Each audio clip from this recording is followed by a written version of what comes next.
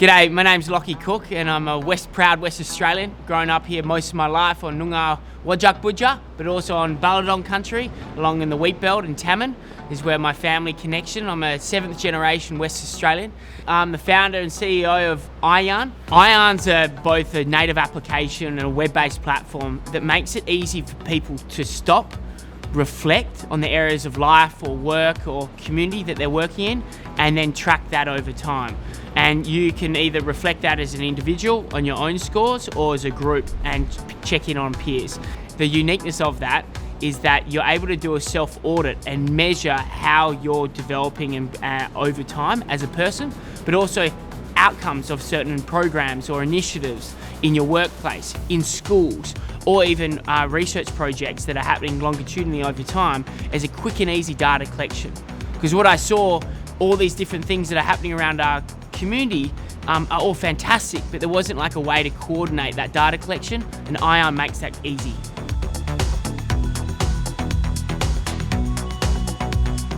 The name iYarn comes from as a result of me being culturally adopted into Bardi culture and the Ijai family.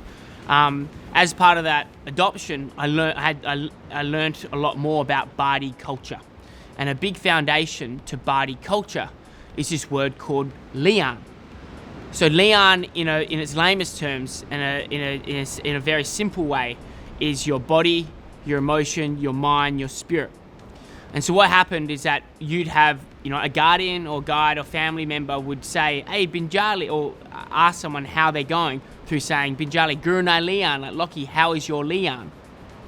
And when you ask that person that question, it's disrespectful to not share with that person how they're really going.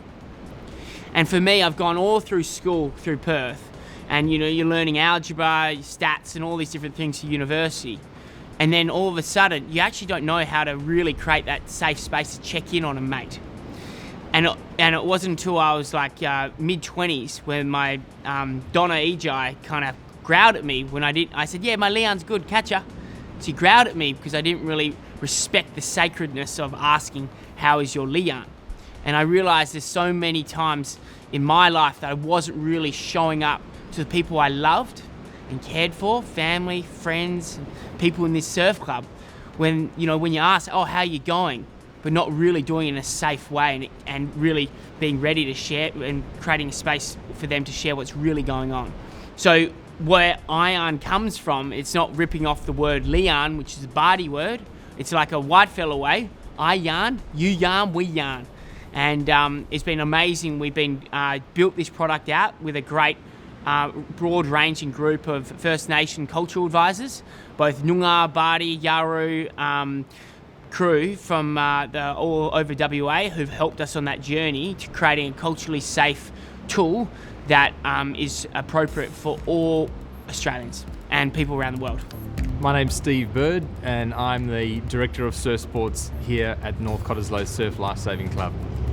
iYarn has been instrumental in providing a holistic service to young athletes down here at the Surf Club. Actually, young and old athletes down here at the Surf Club. I'm here at North Cott Surf Lifesaving Club. This is a big part of my life, part of a community group. There's many of these around the state and the country, but WA for me here, it's been fantastic.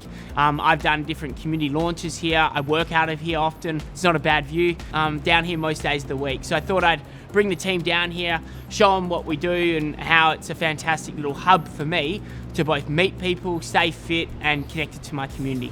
So an example of how I've used iYarn is obviously with surf lifesaving, there is the susceptibility to traumatic events happening. And we've had examples in the past such as failed rescue attempts where the iYarn platform has actually brought to the surface some buried challenges that specific individual faced.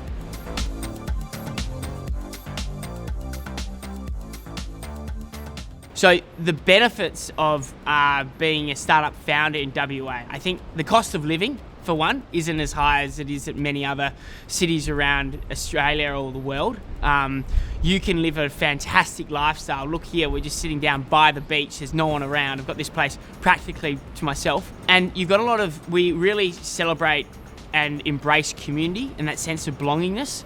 So like here, I'm part of this surf club, and there's so many different people from all walks of life are here. And when you do your exercise in the morning in the gym, go for a paddle, and you have coffee at the cafe, or even here on Friday mornings, you have a coffee with the whole community. And that's where you're meeting different people. You're having a yarn, hearing what they're up to. And literally, I've never been so, and you're so supported, and they're really willing to, oh, I know someone who does that. And they'll say, yeah, no worries, I'll make the connection now. And I've traveled a lot around the world, and I've been so lucky that here, your ability to make that connection and the willingness to support people is nothing like I've seen anywhere in the world. We're lucky here in WA, especially living in Perth, where you can travel north and have a completely different landscape. It's almost like being on Mars with desertscapes. And then you travel south down to the Margaret River region, the Great Southwest, and you've got stunning forests. And lakes and rivers, etc. So it really is a diverse place to live. I think now, particularly post-COVID environment, the willingness of people to do business remotely has accelerated the ability to set up a multinational business out of Perth. And I think that just puts Perth in another level of advantage. But then on the, another fold of that, and that's why a lot of the resource industry is here, it's a very safe and secure place to do a business. Me and my partner have made the decision to be here because the cost of living is lower. We can actually have a backyard for the dog and the kid to play around, and close to the accessibility of the ocean and all these public facilities here is just something that I think really stands out and makes WA such a great place to set up your venture, but also don't have that the trade-off that you used to have, that isolation. Now it's not there.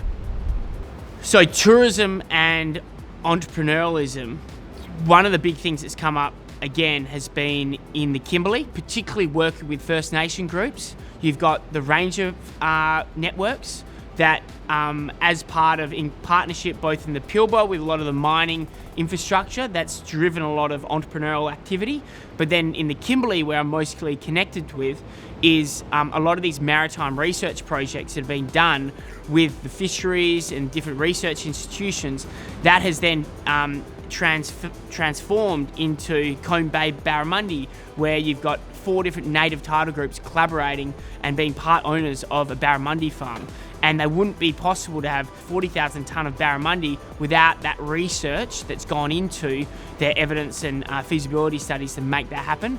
And all of a sudden you've got all these micro, but then also serious entrepreneurial ventures that has happened as a result of this research and all this. And then once that research and investment into infrastructure, that is then again being compounded with tourism experiences with First Nation Australians who celebrate the longest living culture in the world.